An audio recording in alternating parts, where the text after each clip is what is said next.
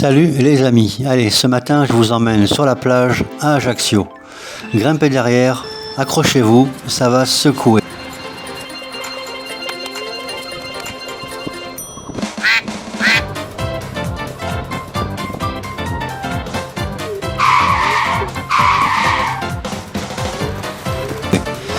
Ça faisait maintenant un bail que je voulais la faire cette vidéo, donc direction la plage, on va tester un de mes joujoux que je vous ai encore jamais montré en vidéo. Je pense que ça va vous plaire. Allez.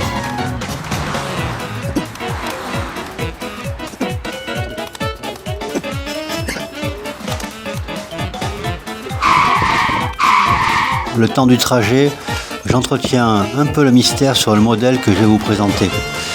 Le trajet dure 1 minute 30 en accéléré. À rester jusqu'au bout, hein, déconnez pas.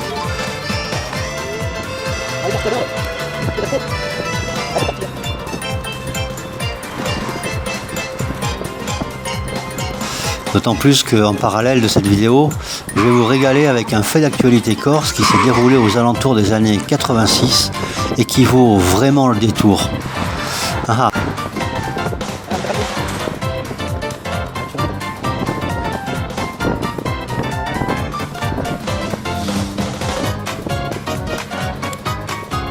Je vais taquiner ta curiosité. Eh ben, ça tombe bien, on est arrivé.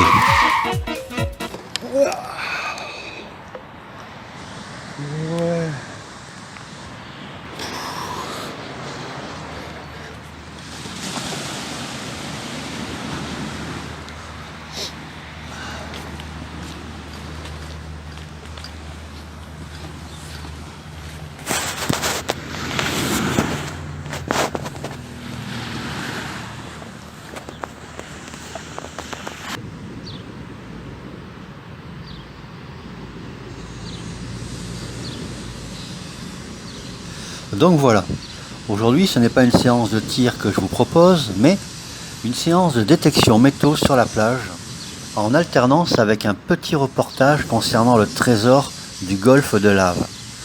Car moi, j'ai pas trouvé des pièces en or, hein, mais certains ont eu plus de chance que moi, à seulement 30 minutes d'ici. Bon.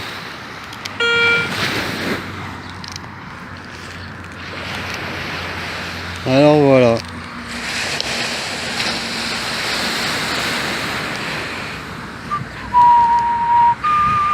Ah, il est environ 7 h du mat. Il y a encore quasiment personne sur la plage.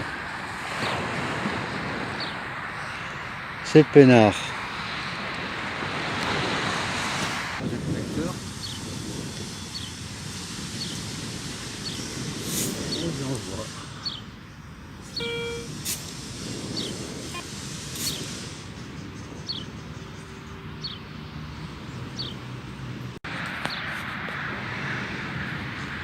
Voilà. Bah, je l'ai eu ma cible. Bah oui les amis, ça commence bien. Ça commence très bien.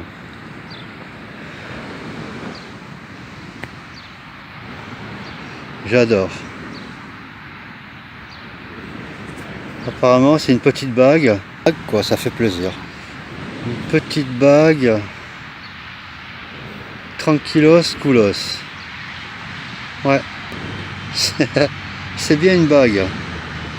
Allez, faisons un petit saut dans le temps en 1986, à seulement 30 minutes au nord-ouest d'Ajaccio, cap sur le golfe de Lave.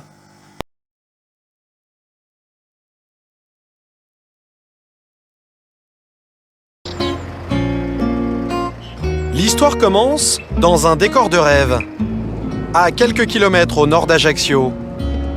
Voici Félix et Ange, son frère jumeau. Ils ont 54 ans et sont issus d'une grande famille corse, les Biancamaria. Installés depuis des générations dans ce petit coin de paradis, le golfe de Lava. Et chaque dimanche, ils recevaient leurs amis sur cette petite plage pour une dégustation d'oursins. On appelle ça une oursinade. On faisait des oursinades, il y avait, je sais pas, bon, 50, 60 personnes qui montaient. Alors vin blanc, oursin, tous les week-ends c'était la fête. Bon, et à force de faire des oursins ici, on a vidé le coin et on avait décidé d'aller plus loin. C'était il y a 25 ans. Et ce jour-là, en allant à la pêche, ils vont trouver beaucoup mieux que des fruits de mer. L'un des plus beaux trésors jamais découverts, le trésor de lava, qui se cachait depuis des siècles, juste derrière cette pointe rocheuse.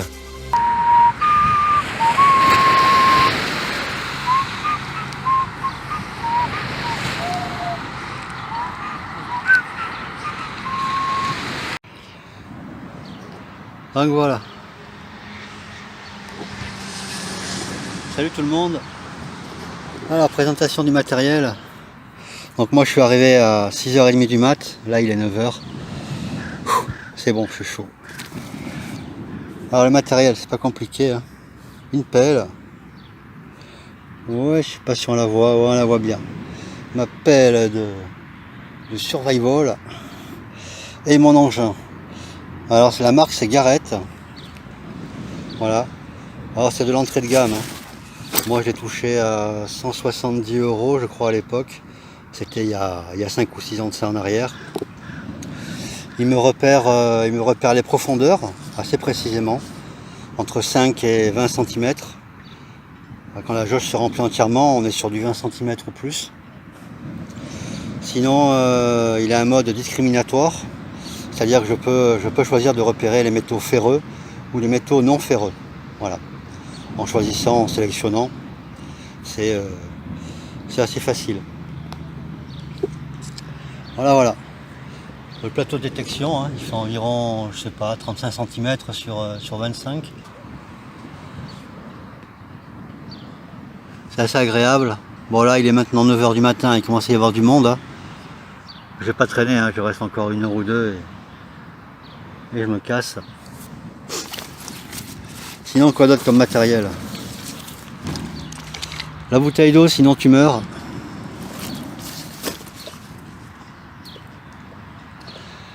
Et le sable.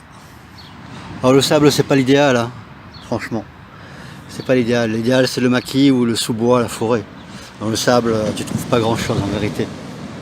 Après, bon, tu peux toujours tomber sur un bijou en argent ou une bague, hein, parce que bon, les gens, quand ils s'essuient les mains, en général, ils s'essuient les bras, les mains, et puis quand ils s'essuient la main, ils font glisser la bague dans le sable, quoi. C'est classique. Ça m'est même arrivé à moi, alors. Donc voilà. Nous sommes le 6 septembre 1985. Ce matin-là, Félix plonge avec Marc, un ami aujourd'hui décédé. Comme d'habitude, les deux hommes se laissent glisser le long des rochers, à la recherche des oursins. Mais cette fois, c'est un éclat doré qui attire l'attention de Marc. Il a découvert une pièce qui était presque en parfait état. Elle était à moitié concrétionnée. Donc il a ramassé ça sans savoir ce que c'était. Hein.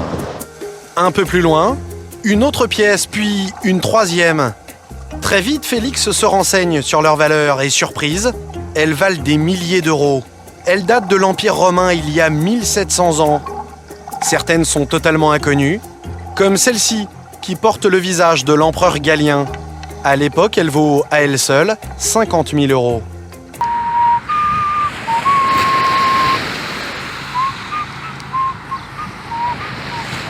Une pièce ou un objet métallique de la taille d'une pièce. On va voir si je me trompe. 5 cm, ça vaut pas le coup d'aller profond. Voilà.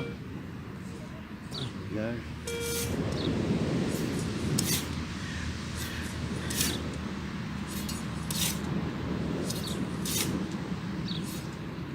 Ah ben voilà, ça c'est le lot quotidien. Hein. Une canette ou un cul de canette. Hein. Voilà. Alors au début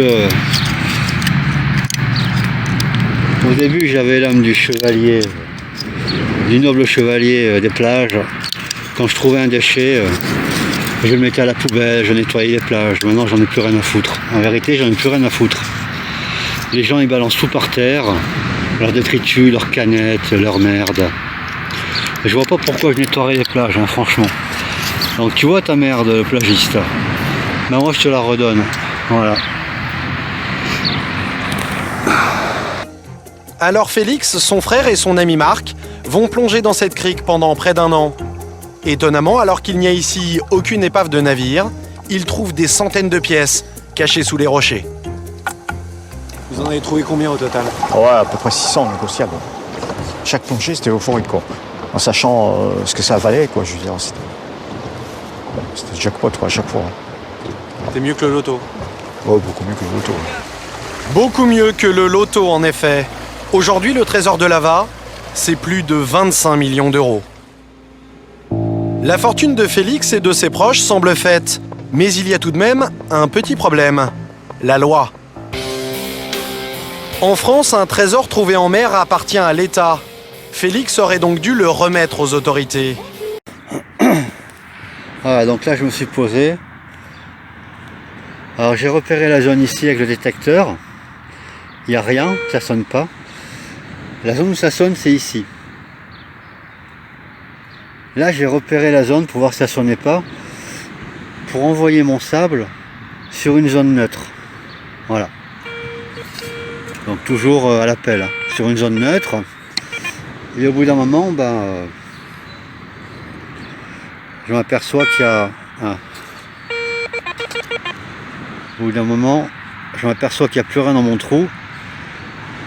Et l'éventuelle cible, je l'ai projetée avec tout le sable ici. Donc maintenant, le but c'est de poser le détecteur à côté. Celui-là, il ne se laisse pas faire. Ah, là je l'ai en main. Là je l'ai en main. Main droite, je sépare en deux. J'ouvre la main droite, je sépare en deux.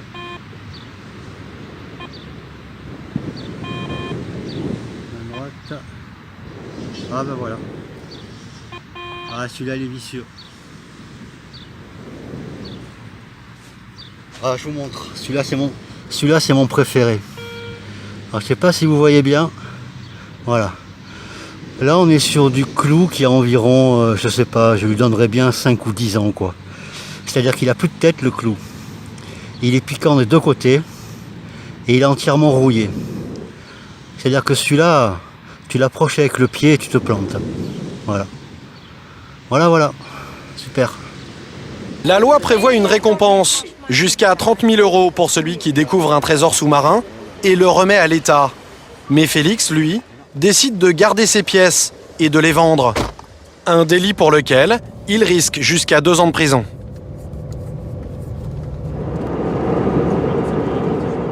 Il prend l'avion et se rend à Paris, près de la place de la Bourse, dans la rue de Richelieu, celle des numismates, ces boutiques où l'on vend des pièces de collection.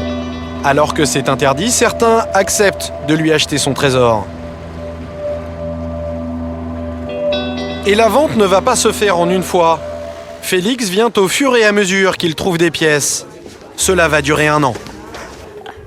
Tout cet argent, Félix ne le déclare pas aux impôts. Il a de la chance, il n'est pas repéré par le fisc.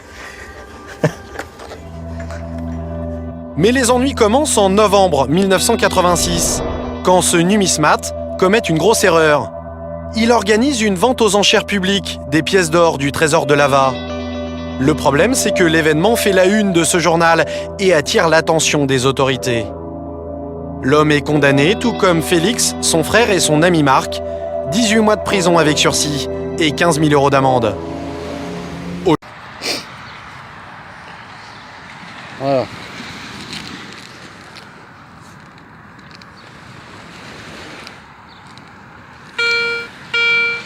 Voilà, là on a ça c'est le bruit typique qui est intéressant à creuser. Alors sur le cadran ça va être difficile à voir. Voilà. Le cadran il m'indique pas la profondeur maximale, entre les deux, c'est-à-dire de 10-20 cm, tranquille. D'après le point repéré, c'est quelque chose qui est métallique, mais pas du ferreux. Peut-être de l'argent, ou du plomb, ou de l'aluminium, voilà. Quelque chose de pas ferreux. Voilà, je vais creuser, je vous reprends après.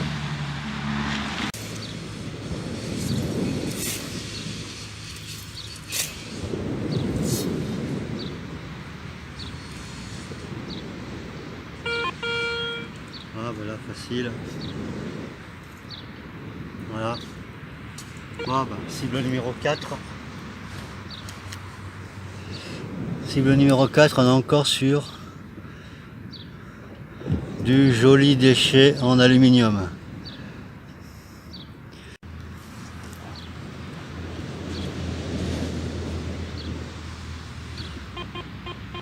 Voilà, celui-là alors. Là on est sur un grand classique, je l'attendais depuis le début.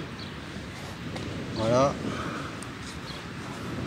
Le grand classique. L'hameçon du pêcheur. Ah, je vais pas le remettre dans le sable, là, je suis pas salaud.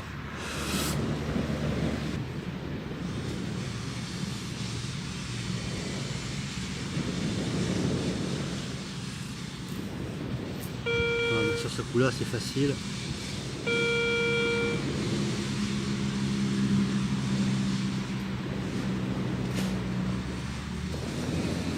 Voilà, cible numéro 5.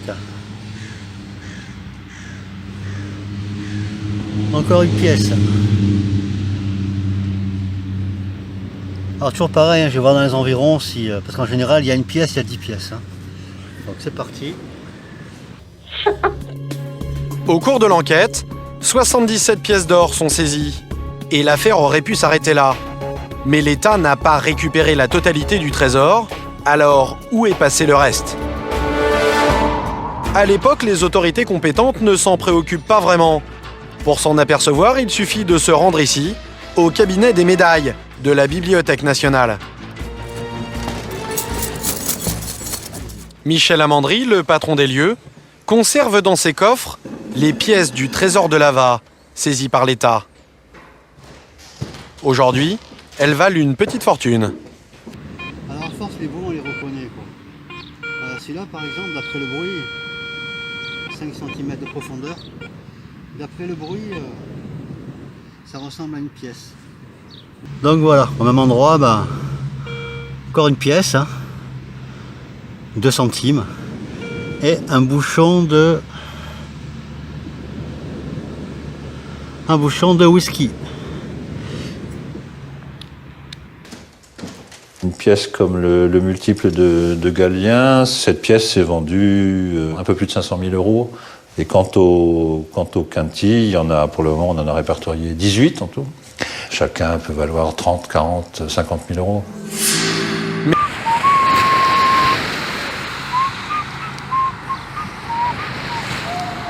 Alors, il y a un truc que je voulais vous montrer, je ne sais pas si c'est visible. Voilà. Quand je progresse dans le sable, je marche en traînant les pieds. C'est pas que je suis feignant, c'est que ça me permet de marquer le sable, de marquer la plage sur les endroits que j'ai déjà fait. Voilà. Ça me permet de circuler en zigzagant comme ça. Voilà. Et je repère mes traces. Comme une trace de ski dans le sable.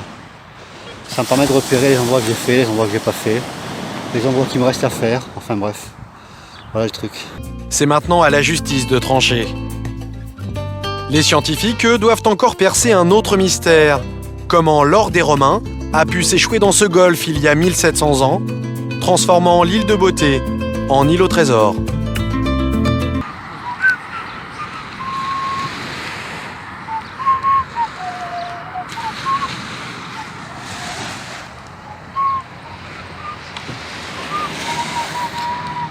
Voilà les amis. Qu'auriez-vous fait vous avec un tel trésor entre les mains ? Nul ne le sait. Avez-vous même ne serait-ce qu'une seule fois tenté d'en trouver un ? Moi en attendant, je continue à sillonner mes plages et je continue à rêver comme un gamin. Sur ce, portez-vous bien et à la prochaine.